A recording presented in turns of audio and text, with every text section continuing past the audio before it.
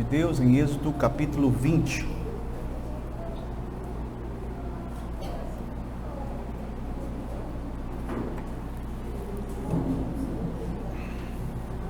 Êxodo capítulo 20.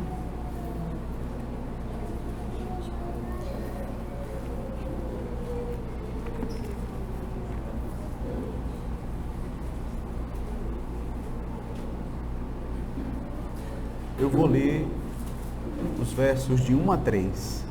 Êxodo 20, do 1 ao 3. Então falou Deus todas estas palavras: Eu sou o Senhor, teu Deus, que te tirei da terra do Egito, da casa da servidão. Não terás outros deuses diante de mim. Até aqui, queridos, a leitura da palavra de Deus. Vamos orar ao Senhor nesse momento? Senhor Deus, graças te damos, ó Pai, por esta manhã, pela oportunidade que temos de juntos podermos te louvar, te bendizer e também de podermos abrir a tua palavra e aprendermos mais a respeito da tua lei. Abençoa, Senhor, as nossas vidas nesta manhã, que o Senhor possa nos conduzir, Senhor, no aprendizado da tua palavra, e que possamos, ó Deus, assim guardá-la em nossos corações, para que possamos viver cada dia mais em conformidade com a tua vontade, em conformidade com a tua lei, buscando sempre a tua glória. É o que te pedimos no nome de Jesus. Amém. Queridos, nesta manhã nós continuaremos o nosso estudo nos 10 mandamentos. Estudaremos hoje o prefácio dos 10 mandamentos e também o primeiro mandamento. De modo que nós vamos começar o estudo do primeiro mandamento hoje e eu acredito que na próxima semana nós estaremos assim concluindo. Então hoje, prefácio e primeiro mandamento. Veja, a Escritura Sagrada, queridos, descreve como foi que Deus libertou o seu povo da escravidão ali no Egito. Veja, Deus, ele libertou o seu povo, guiou-os até o deserto e durante 40 anos ele esteve ali conduzindo o seu povo. Só que ali no deserto, especificamente no Monte Sinai, Deus entregou ao seu servo Moisés a sua lei, o resumo da lei, os 10 mandamentos. De modo, queridos, que antes de entregar a sua lei, conforme nós acabamos de ler aqui em Êxodo capítulo 20, do verso 1 ao 2, nós somos apresentados ao prefácio dos 10 mandamentos. O prefácio que diz assim: Então falou Deus todas estas palavras: Eu sou o Senhor, teu Deus, que te tirei da terra do Egito, da casa da servidão. Então, é interessante nós começarmos o estudo sobre os 10 mandamentos abordando o prefácio dos 10 mandamentos. Por quê? Por que é importante abordarmos o prefácio dos 10 mandamentos? Pelo fato de que, meus queridos, ele é uma introdução ao Decálogo. Ele é uma preparação para o ensino dessas 10 palavras. E nesta introdução, Deus então, ele vai nos fornecer as razões pelas quais nós somos sim obrigados a guardar estes mandamentos. Deus vai fixar, queridos, as razões porque é que o seu povo tem a obrigação de guardar os seus mandamentos aqui no prefácio. Quais são então as razões que Deus apresenta no prefácio para que o seu povo guarde os seus mandamentos? Veja, ele vai apresentar aqui basicamente 3 razões. Primeiro, devemos guardar os mandamentos do Senhor Deus, porque ele é o nosso Senhor. Veja que o texto começa dizendo assim, Deus se apresenta dessa forma: Eu sou o Senhor. E a palavra que é utilizada aqui no original para Senhor é justamente aquela palavra que ele também utilizou para Moisés ali por ocasião da sarça ardente. Eu sou o que sou. Ou seja, esse termo aqui, ele vai justamente apontar para a soberania de Deus. Deus, meus queridos, ele é soberano e por esta razão nós devemos obediência a ele. Ele é o Criador. Logo, ele pode sim exigir obediência aos seus mandamentos, porque ele é aquele que governa toda a terra. Mas, interessante, queridos, que nesse sentido, todo homem, toda mulher tem a obrigação de obedecer à lei de Deus, porque Deus, ele é soberano sobre todas as pessoas, visto que a humanidade foi criada por ele. Por isso, nós devemos obediência ao Senhor. Não é à toa que as Sagradas Escrituras, elas afirmam, meus queridos, que um dia todos os homens, todas as mulheres comparecerão perante o tribunal de Cristo para serem julgados por Ele, e serão julgados de acordo com a lei de Deus, de acordo com os 10 mandamentos. Esse será o padrão pelo qual o julgamento acontecerá. Mas uma segunda razão que Deus nos fornece aqui para guardarmos os seus mandamentos é que Ele é o nosso Deus. Veja que Ele se apresenta assim também a Israel, ao seu povo, como sendo o seu Deus. Eu sou o Senhor, o teu Deus. Sabemos, queridos, que foi o próprio Deus quem entrou em um relacionamento pactual com Israel. Foi Deus quem fez essa aliança com o povo hebreu. Ele escolheu Israel, ele libertou Israel da escravidão. E uma vez feito isso, Deus fez uma aliança com o povo de Israel ali no deserto. E o padrão, as leis que deveriam reger esta aliança, este pacto, são justamente os 10 mandamentos. Então, da mesma forma, ocorre com a igreja. Sabemos que não fomos nós que escolhemos a Deus, foi Ele quem nos escolheu para nós sermos o seu povo e Ele ser o nosso Deus. E por Ele ter, meus queridos, nos dado este grande privilégio, nós devemos agora obediência a Ele. Então,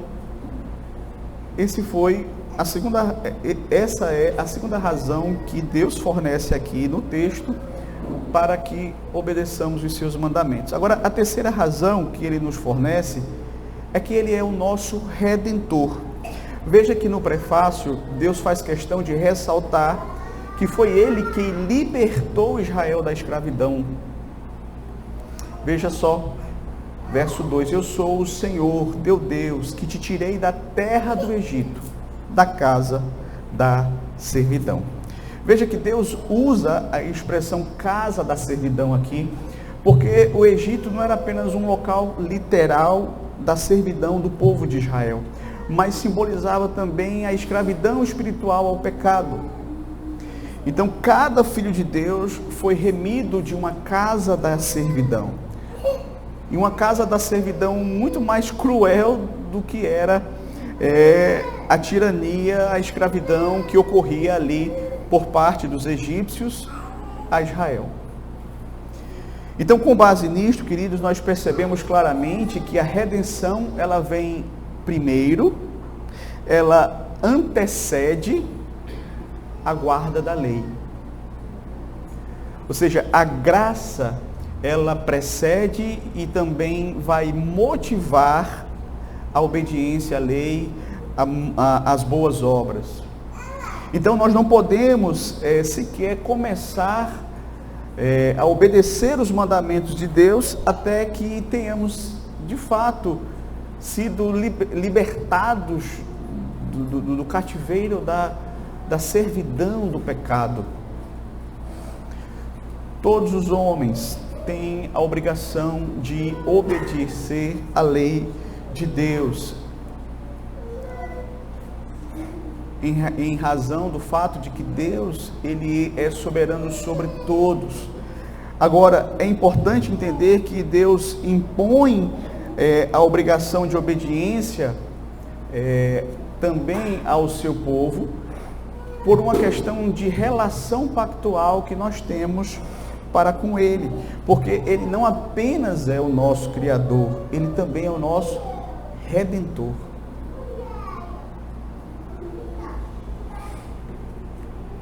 Então, devemos guardar os mandamentos de Deus, porque Ele é o Senhor, o soberano, sobre toda a criação, sobre todos. Nosso Deus, Ele também se relaciona conosco por meio de uma aliança. Ele é o nosso Deus, Ele nos escolheu e estamos em uma aliança com Ele. Ele é o nosso Deus e nós somos o seu povo. E Ele também é o nosso Redentor, Ele nos libertou da escravidão do pecado. Então, como nós vimos, a graça antecede a obediência à lei e mostra como é que eu e você devemos agora viver em gratidão à salvação que Deus nos concedeu. Portanto, obedecer aos mandamentos é, sem dúvida, um dever de toda a criatura, todo homem, toda mulher. E, sobretudo, é um privilégio e uma alegria daqueles que agora foram redimidos pelo Senhor. Então, isso é importante nós entendermos antes de começarmos a estudar os 10 mandamentos. Entendermos que esse prefácio aqui, ele vai justamente nos dar as razões pelas quais nós devemos obedecer ao Senhor. Ok?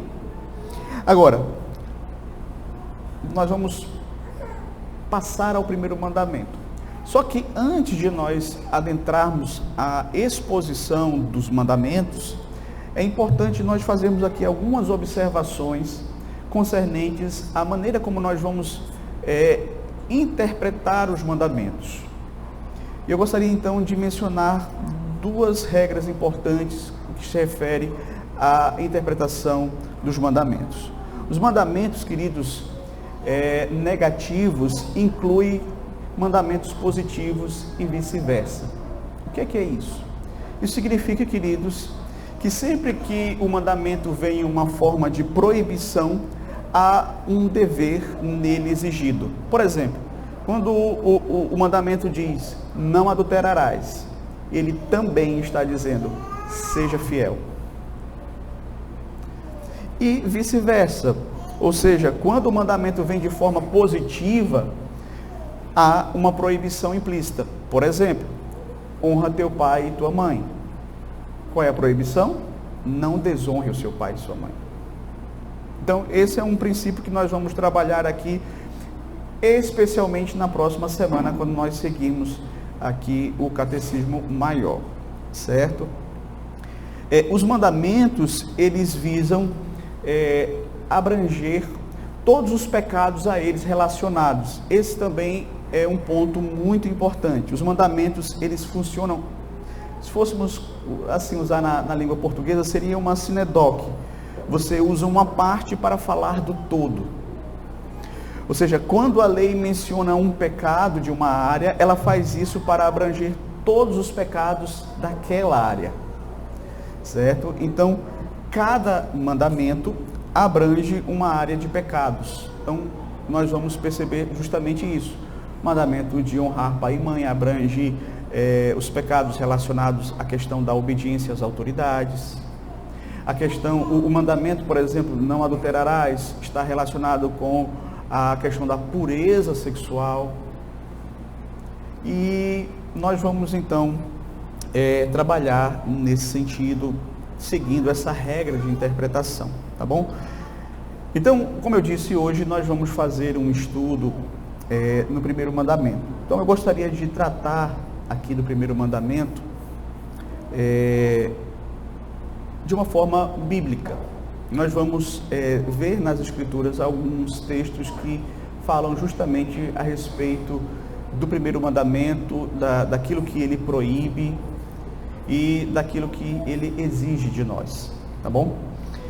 É interessante também, queridos, lembrarmos que esses 4 primeiros mandamentos, eles são um código de conduta que regulam o nosso relacionamento com Deus, certo? Então você vai ver que os mandamentos, como vocês já sabem, eles são divididos em 2 partes: os mandamentos relacionados aos nossos deveres para com Deus, do 1 ao 4, e do 5 ao 10, os nossos deveres para com o nosso próximo. O primeiro mandamento vai ficar justamente nessa primeira parte. Veja que o texto começa aqui no verso 3 e diz assim: não terás outros deuses diante de mim. Veja, o nosso relacionamento com Deus, ele é retratado nas Escrituras como uma aliança, como um pacto, como uma espécie de casamento. E todo pacto, ele é regido por leis. E nosso relacionamento com Deus, ele não é diferente.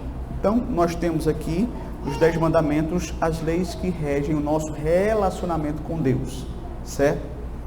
E como eu disse, nosso relacionamento com Deus, ele é muitas vezes retratado nas Escrituras em termos de um casamento.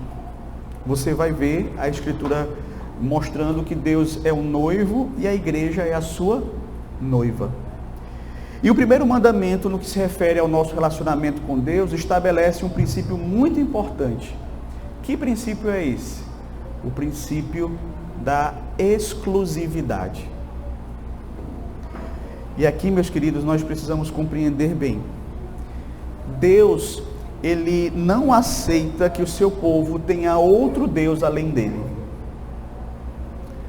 Como você que é marido não aceita que a sua mulher tenha outro além de você, como você que é mulher não aceita que o seu marido tenha outra além de você. É o mesmo princípio, é o princípio da exclusividade.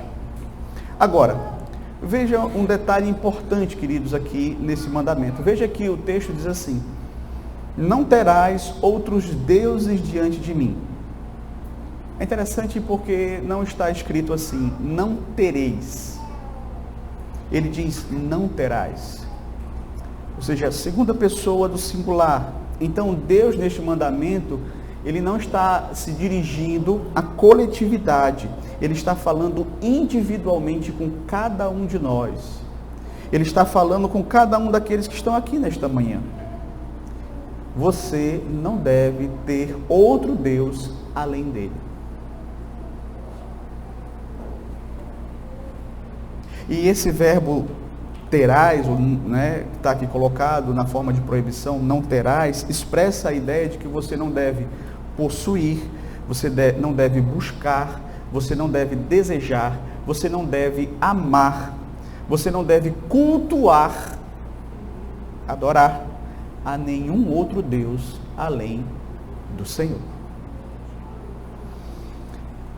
Além disso, é importante esclarecer que Deus, ele não está nos deixando assim livres para que a gente estabeleça uma espécie de hierarquia de deuses, não é, no nosso coração, e a gente coloque ele em primeiro lugar e os outros na sequência. Não. Deus está dizendo que você não pode amar a outro Deus.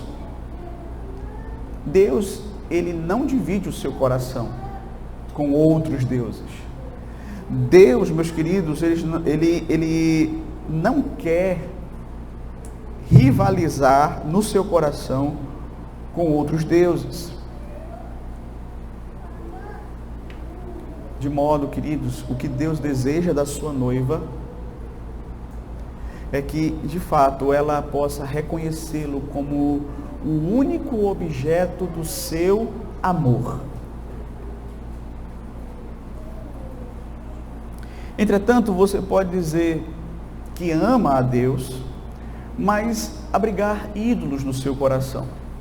E aqui, queridos, é uma advertência muito importante, porque muitas vezes a ideia que nós temos de ídolos, especialmente no nosso contexto brasileiro, católico, romano, é de que somente cai no pecado da idolatria aqueles que se curvam diante de imagens. Quando na verdade, queridos, nós podemos quebrar o primeiro mandamento em nosso coração, quando nós abrigamos ídolos no nosso coração. Quando você abriga ídolos no coração, você quebra o primeiro mandamento.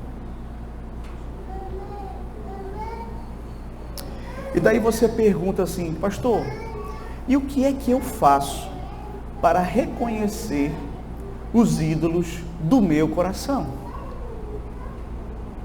Qualquer coisa que se mostra necessária para completar sua felicidade, ou sem a qual você se mostra ansioso e desesperado, isso é um ídolo na sua vida.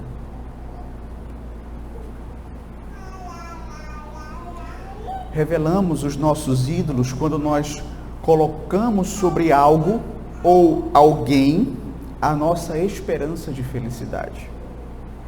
Por exemplo, um ídolo muito comum no coração dos solteiros.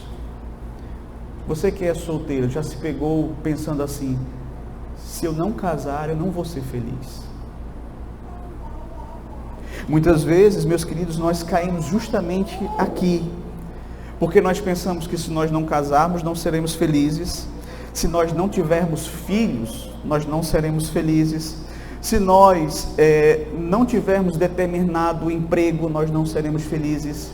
Se nós não ganharmos uma certa quantia em dinheiro, não seremos felizes. Se nós não alcançarmos determinada posição, status na sociedade, nós não seremos felizes. Isso é idolatria. Isso é ter outros deuses diante do Senhor. Por outro lado, também revelamos os nossos ídolos quando ficamos ansiosos, desesperados e pecamos quando não os temos. Quando algo nos é negado, seja um relacionamento, seja um cargo, seja uma conquista, seja algo que nós gostaríamos muito, mas que não temos. E a nossa reação a isso é a revolta, é a murmuração, é a inveja, é a incredulidade, é nos revoltarmos contra Deus, é desistirmos da vida, porque não temos aquilo que gostaríamos de ter, porque as coisas não são como nós gostaríamos que elas fossem. E isso revela o nosso descontentamento, a nossa insatisfação, a nossa falta de alegria em Deus.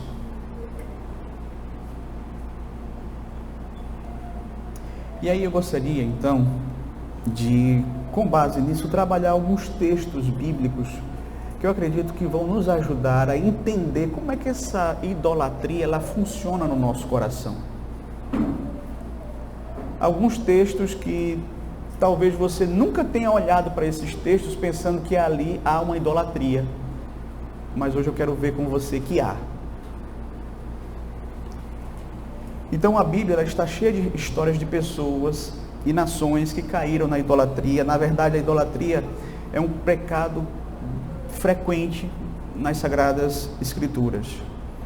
Então, eu gostaria de começar com Gênesis capítulo 30.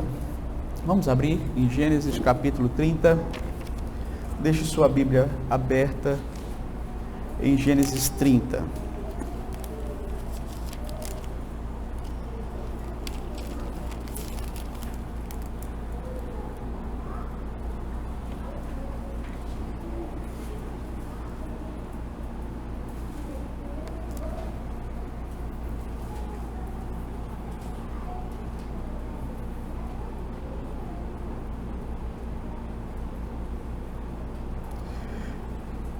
Diz assim o verso 1: vendo Raquel que não dava filhos a Jacó, teve ciúmes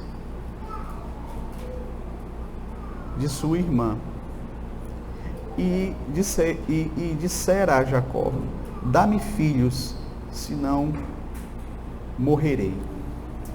Veja, queridos, os irmãos conhecem a história de Raquel, não é? É interessante porque a primeira vez que a palavra ídolos aparece nas Escrituras é justamente aqui, quando é dito, não nessa ocasião em específico, mas quando é dito que Raquel roubou os ídolos do lar da casa do seu pai Labão. A Bíblia diz que Raquel, ela era uma moça muito bela, e o primeiro encontro que Jacó teve com ela, Jacó ficou cativado por ela, ele se apaixonou por ela, e Jacó trabalhou 14 anos para Labão, com o propósito de casar-se com Raquel. Uma vez que Raquel casou-se com um homem que ela tanto amava, o que então ela poderia desejar mais? Veja, conforme o tempo foi passando, a resposta é clara. Ela desejava o quê? Filhos. Filhos. Só que ela não teve filhos, mas a irmã dela teve filhos, e teve muitos filhos. Ela teve que ficar observando enquanto a sua irmã mais velha, Lia, deu à luz 6 filhos, enquanto que Raquel permanecia estéril. A cada filho de Lia, a cada filho que nascia ali da sua irmã Lia, a Raquel ficava com mais inveja, com mais ciúme, e desesperada ela ficou a tal ponto de dizer a Jacó, né, dá-me filho, senão morrerei. E a resposta de Jacó no verso 2 é: estaria eu no lugar de Deus? Estaria eu no lugar de Deus para dar a você filhos? E aí, no tempo certo, Deus concedeu a Raquel um filho. Apesar de temporariamente ela se sentir repleta de alegria no nascimento do seu filho, ela não teve contentamento, vamos dizer assim. Seu coração revelou isso quando ela colocou o nome no seu filho, José, que significa que o Senhor conceda outro. Está aí, capítulo 30, verso 24. E no parto do segundo filho, Raquel morre. E é interessante porque parece um tanto quanto irônico o fato de que a mulher que disse, dá-me filho, senão eu morro, tenha morrido justamente no parto. Veja como o desejo por ter filhos funcionava como um ídolo no coração de Raquel.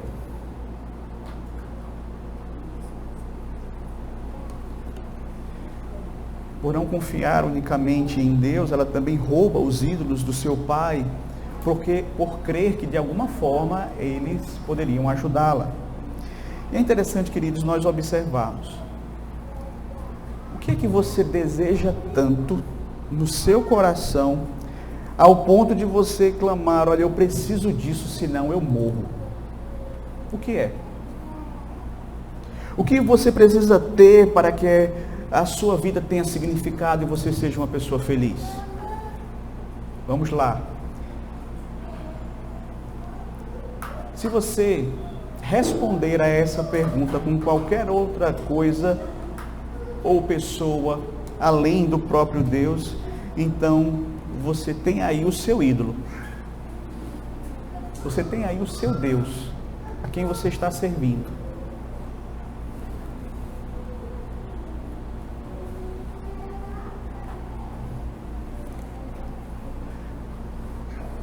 Como posso saber, pastor, se eu estou adorando as bênçãos que eu desejo ou a Deus?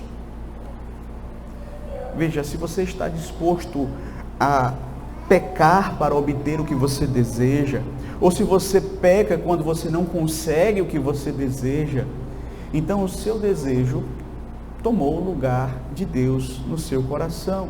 E isso funciona como uma idolatria.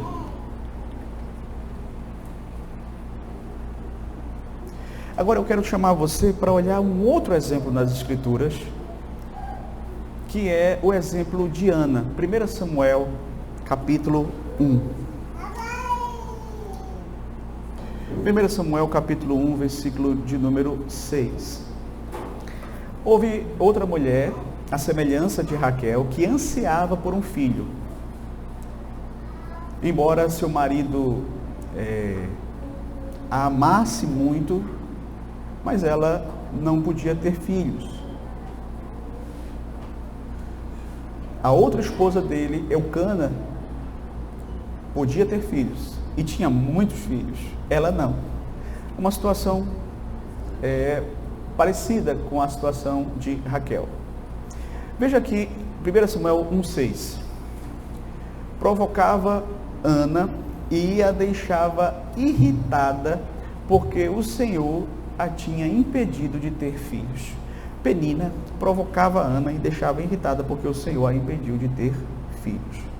Então, quando aquela família fazia aquela viagem anual para Siló, para adorar a Deus, Ana ficava triste, porque Penina, a outra esposa de Eucana, começava a provocá-la. E ela chorava. E ela não comia a carne do sacrifício, porque uma das leis era que quem comesse a carne do sacrifício tinha que estar alegre, não podia estar triste. Mas ela era provocada e ela ficava triste e ela não comia. Às vezes, quando a gente lê a história, pensa que ela não comia porque, por causa das provocações, ela perdia o apetite. Mas não é isso. É porque a lei dizia que aqueles que comessem deveriam ter alegria no coração. E Ana, então, naquela circunstância, ela foi no tabernáculo, ela orou, ela chorou diante do Senhor. E é interessante porque você vê a atitude de Ana, ela em nenhum momento exige um filho, como Raquel exigiu de Jacó, vamos dizer assim, né? Enquanto Ana orava silenciosamente, a graça de Deus ia operando no coração dela, e ela então entregou o seu desejo, o desejo do seu coração ao Senhor. 1 Samuel 1:11. E fez um voto dizendo: Senhor dos exércitos, se benignamente atentares para a aflição da tua serva, e de mim te lembrares, e da tua serva não te esqueceres, e lhe deres um filho, varão, ao Senhor o darei por todos os dias da minha vida. Essa foi a oração de Ana. E diz o texto que Ana se levantou daquela oração transformada. Ela tinha encontrado ali alegria no seu coração e o seu rosto refletia isso. Verso 18. E disse ela: ache a tua serva mercê diante de ti. Assim a mulher se foi seu caminho e comeu, e o seu semblante já não era triste. Então Ana tinha um forte desejo. Ela ansiava por um filho a quem amar, a quem criar para o Senhor. O desejo de Ana, todavia, não era o seu Deus. Ela não queria um filho somente para mostrar para Penina que ela também poderia gerar filhos. Ela queria um filho para criá-lo para a glória de Deus. Veja, o desejo de Ana a motivou a orar ao Senhor, a derramar a sua alma perante o Senhor. O desejo de Ana a impeliu a uma adoração genuína, profunda. Ela se alegra, ela come, mesmo sem ter a bênção que ela tanto desejava. Porque a alegria dela estava em Deus.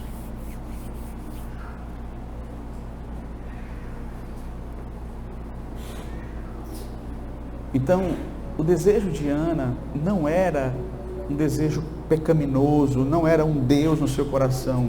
Nossos desejos podem ser até moralmente corretos, mas se eles ocupam o primeiro lugar do nosso coração, então eles se tornam pecaminosos.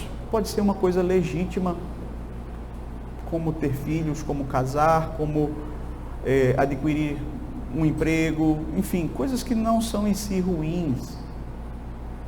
Mas se isso toma o primeiro lugar do meu coração, isso torna um ídolo. Ana estava disposta a colocar os seus desejos no altar da vontade de Deus. Senhor, eu desejo, mas está aqui, faça-se a tua vontade. Por ter feito justamente isso, ela conheceu a felicidade de ver seu filho, um servo do Senhor, alguém que foi grandemente usado por Deus. E Deus concedeu a ela também outros filhos. Então, queridos, veja o contraste. Agora eu quero chamar a atenção de você para um outro contraste. É um contraste também no Antigo Testamento. Ainda aqui em 1 Samuel, no capítulo 2, verso 29. 1 Samuel 2, 29, veja só. Por que pisais aos meus pés os meus sacrifícios e as minhas ofertas de manjares, que ordenei se me fizessem na minha morada? E tu, porque honras a teus filhos mais do que a mim, para tu e eles vos engordardes das melhores de todas as ofertas do meu povo de Israel? Veja, antes dos tempos dos reis, ali de Israel, um sacerdote chamado Eli servia como representante de Deus. Eli, todavia, ele tinha um problema sério, ele não honrava a Deus. Por mais que ele conhecesse ao Senhor e tivesse a mais alta posição ali de autoridade dentro do tabernáculo, Eli considerava mais importante agradar aos seus filhos, que viviam em rebeldia contra Deus, que viviam desagradando a Deus. Isso ficava claro pelo fato de que Eli não disciplinava os seus filhos quando eles agiam impiamente. Ele não agia de forma correta, zelando pelo culto a Deus, mas com medo de desagradar os seus filhos, ele tem uma postura que desagrada a Deus. E Deus então chega para Eli nesse texto aqui e vai dizer justamente: por que você honra mais aos seus filhos do que a mim?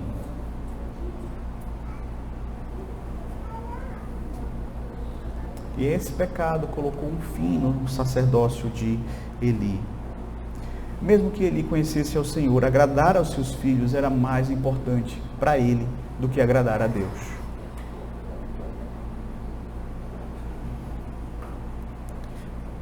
Embora jamais tivesse admitido, porém as ações dele mostravam isso. As ações dele revelavam isso. Não precisava ele dizer qualquer palavra. A postura dele em relação aos seus filhos revelava que os filhos dele eram ídolos. Agradá-los para ele era uma idolatria. Eli, então, mesmo sendo sacerdote de Deus, era um idólatra. Embora ele não se curvasse perante a imagens de escultura, ele se curvou diante das exigências dos seus filhos, diante das indisciplinas dos seus filhos. Então, queridos,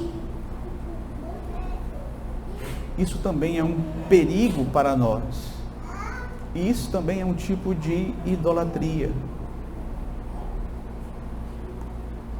Nós muitas vezes temos algumas relações idólatras, mesmo dentro da nossa família.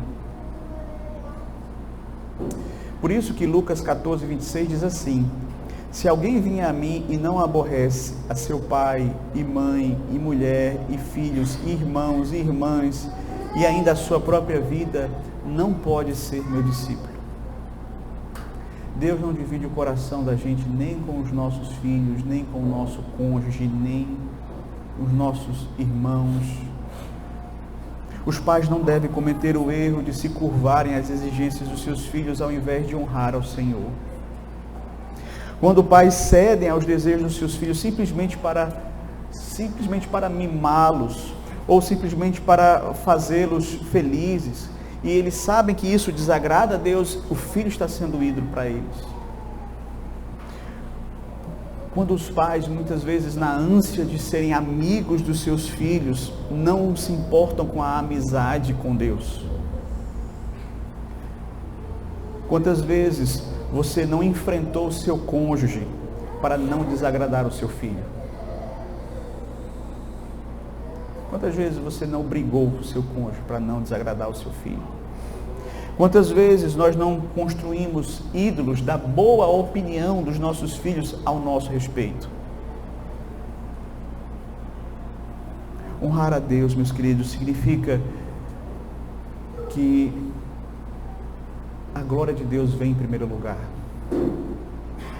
Significa mostrar respeito a Ele, estimá-lo acima das opiniões daquelas pessoas a quem nós amamos. Podemos então detectar a adoração a falsos deuses em nosso coração quando nós honramos qualquer coisa acima de Deus. Honramos mais a outras pessoas do que é o Deus Todo-Poderoso. Agora, eu quero chamar a atenção de você para um outro exemplo, fazendo um paralelo aqui com Eli. Gênesis 22, verso 2.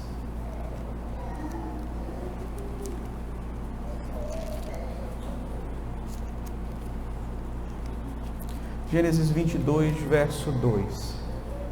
Acrescentou Deus: toma a teu filho, teu único filho, Isaque, a quem amas, e vai-te à terra de Moriá, oferece-o ali em holocausto, sobre um dos montes que eu te mostrarei.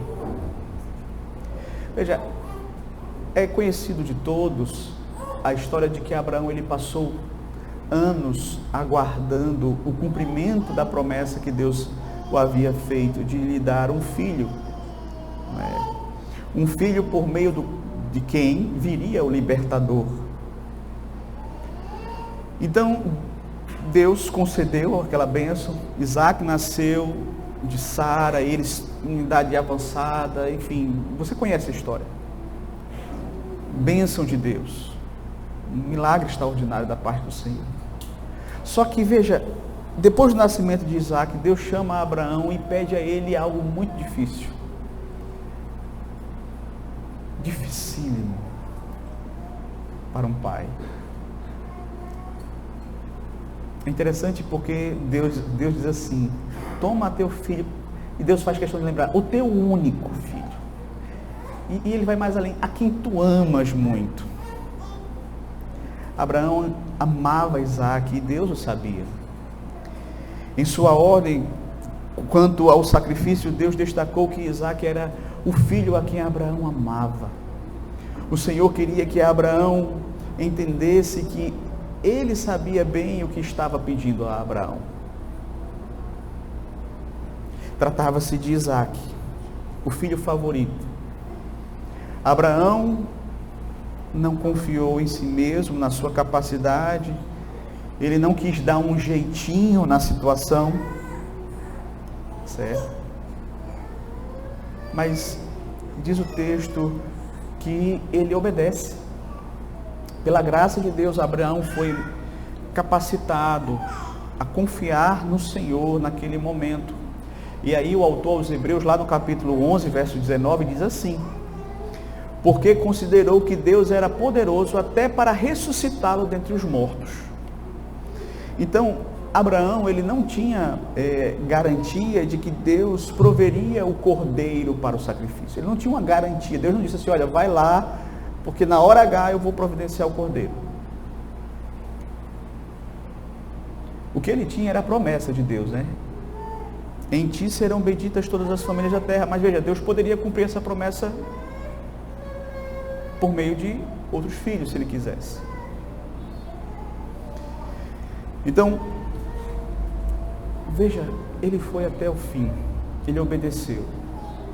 E na hora do sacrifício, ele vê lá o cordeiro, né, para o sacrifício. Então, naquela situação, meus queridos, nós vamos ver que Abraão, ele obedeceu a Deus. Ele creu nas promessas de Deus. Ele não procurou, como ele fez anteriormente em sua vida, dar um jeitinho na situação, recorrer a um expediente ilegal, recorrer à mentira, ou recorrer a algum tipo de ato pecaminoso.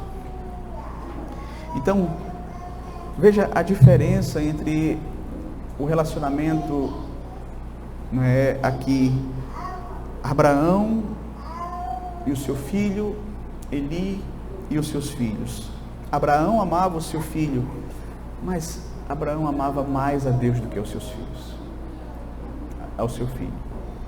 Ele adorava a Deus e estava disposto a obedecê-lo, mesmo que isto lhe custasse o seu filho amado, ou seu filho, vamos dizer assim, mais amado. Sim, Abraão amava seu filho, mas esse amor não era maior do que o amor que ele tinha por Deus.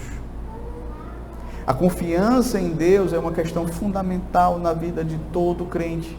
Muitas vezes confiamos em Deus para a nossa salvação, mas não confiamos nele quando vêm as adversidades, quando tudo começa a desmoronar, quando muitas vezes nossos filhos ficam doentes, quando a empresa está à beira da falência. Nós muitas vezes não conseguimos descansar em Deus, e aí nós queremos dar o nosso jeito.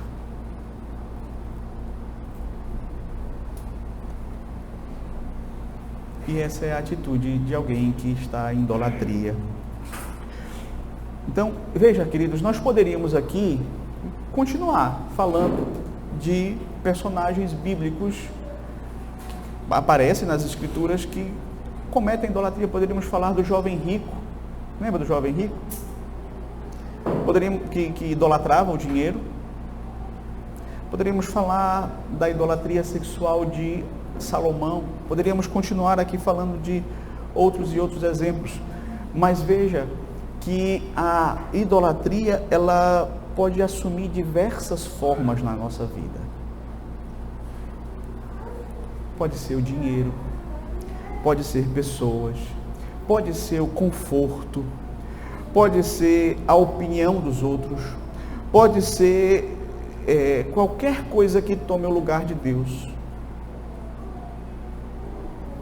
E aí é interessante nós entendermos, porque, veja só, uma coisa importante: ídolos exigem sacrifícios. Ídolos exigem sacrifícios. Quantos casamentos não foram sacrificados no altar da pornografia? Quantas famílias não foram sacrificadas no altar do conseguir o cargo tão almejado?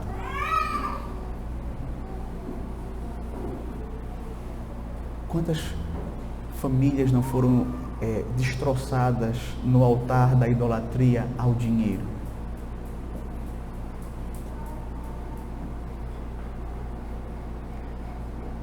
Ídolos exigem sacrifícios.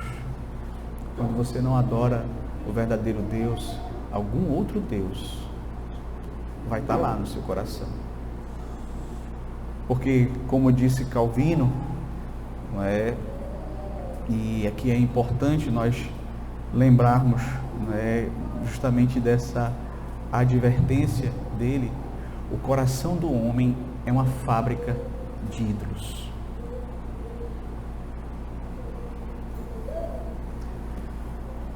Ao nos deparar com essa realidade, o que é que nós deveríamos fazer com os ídolos que nós encontramos em nosso coração? Veja, não tem outra coisa a fazer. Você precisa eliminar ele. Por quê? Porque Deus tem que ser um. Deus exige exclusividade. Deus não divide o nosso coração.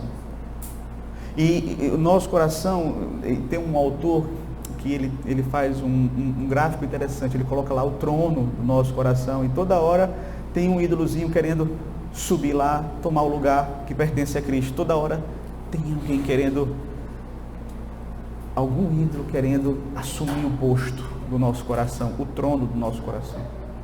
Então, ídolos precisam ser eliminados. Não podemos acolhê-los ou pensar que nós podemos continuar com eles até o dia em que nós...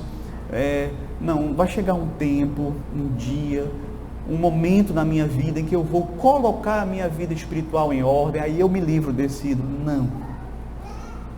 Não faça isso, não pense assim. Ídolos são poderosos demais para nós brincarmos com eles.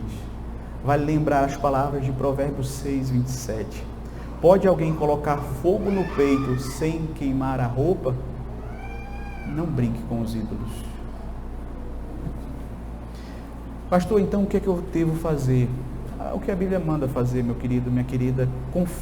Se arrependa e confesse. A primeira batalha tem que ser travada em oração. Você deve se arrepender e confessar. O verdadeiro arrependimento, vale sempre lembrar, ele envolve um ódio pelo pecado, um abandono pelo pecado. O arrependimento significa abrir mão de algumas lealdades que muitas vezes nós temos. Veja, nosso arrependimento ele nunca vai ser perfeito, mas se ele for sincero, Deus vai considerá-lo por amor ao seu Filho Jesus. Ezequiel 14:6 diz assim: arrependa-se, desvie-se dos seus ídolos e renuncie a todas as práticas detestáveis. Desvie-se de todos os seus ídolos e renuncie a todas as práticas detestáveis. Veja, a confissão, arrependimento vem acompanhado da confissão, na qual nós realmente, de forma humilde, reconhecemos que aquela atitude é idolatria e que nós precisamos sim abandoná-la. A palavra de Deus diz: aquele que encobre as suas transgressões jamais prosperará, mas quem as confessa e deixa vai alcançar misericórdia. Então, o primeiro passo, arrependimento e confissão. Segundo, pela graça de Deus, lute para ser santo. Algo que o Senhor Jesus nos ensinou foi que nós devemos levar o pecado a sério. Na verdade, Ele nos ensinou que nós deveríamos odiar o pecado a tal ponto de estarmos dispostos a abrir mão daquilo que parece essencial à vida. Lembra de Mateus 5, 29 a 30? Se o teu olho direito te faz tropeçar, arranca-o e lança-o de ti, pois te convém que te perca um dos teus membros e não seja todo o teu corpo lançado no inferno. E se a tua mão direita te faz tropeçar, corta e lança de ti, pois te convém que se perca um dos teus membros e não vá todo o teu corpo para o inferno. De quais coisas você está disposto a abrir mão para ser santo? Às vezes, superar a idolatria significa que nós temos que mudar o lugar onde nós trabalhamos, os amigos com quem nós convivemos, cortar o cartão de crédito, desconectar a internet. Então temos que nos prevenir contra o começo ou os começos dos pecados. Talvez tenhamos que mudar o itinerário que nós fazemos até chegar à nossa casa. Talvez tenhamos que ter essas atitudes preventivas de antecipação, onde quer que vejamos ídolos florescendo, precisamos nos afastar, precisamos evitar a própria ocasião que vem a provocá-los. Então isso não significa, meus queridos, que não possamos ter prazeres legítimos na vida.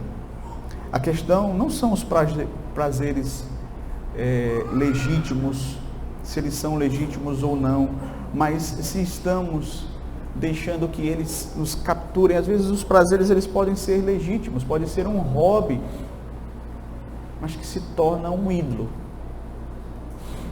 Você investe ali o seu tempo, o seu dinheiro, o tempo que você deveria estar com a sua família, ou fazendo a obra de Deus, mas como é o nome de hobby, a gente não associa com idolatria. Mas quantos não idolatram os seus hobbies? Revista-se de obediência. Veja, a santificação é um processo de despojar-se e revestir-se. Sempre que somos ensinados na Bíblia a nos despir de uma atitude, também somos ensinados a nos revestir de outra. Nos despir da mentira, falarmos a verdade. Nos despir de idolatria, seja ela qual for, e buscarmos adorar o único e verdadeiro Deus. E veja, nunca desista. Neste processo de santificação, você terá que resistir ao desejo de desistir, de se entregar ao desânimo, por cair no pecado. Muitas vezes a gente é tendencioso a desanimar, porque nós caímos, e às vezes nos mesmos pecados, mas veja, é pela graça de Deus que nós vamos ser reerguidos. A Bíblia diz que é o Senhor quem nos sustenta. Então, apesar de nós sermos falhos, lembremos que não é com base nos nossos méritos que nós nos relacionamos com Deus, é com base nos méritos de Cristo. Se dependesse da minha performance, eu estaria perdido, mas é com base nos méritos de Cristo. Que não cobicemos as coisas más. Veja, Satanás, ele vai te atacar pelos seus ídolos. Se tem alguém que conhece os seus ídolos, também é Satanás. Ele certamente vai observar as suas palavras, as suas ações, né? Ele vai saber o que é que você estima na sua vida mais do que o seu Deus. Então, ele sabe o que você teme,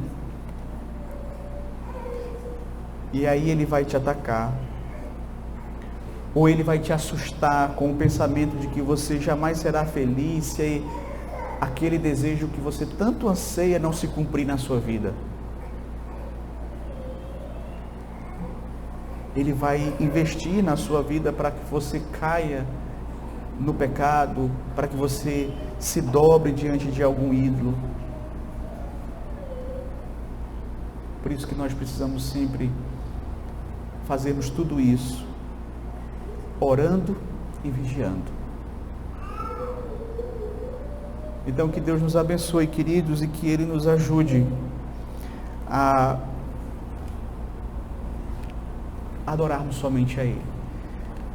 Nós vamos continuar o estudo na próxima semana, do primeiro mandamento. Desta feita eu vou seguir os nossos catecismos, para que a gente possa também ter uma visão ainda mais abrangente a respeito do cumprimento deste mandamento. Que Deus nos abençoe. Amém. Amém.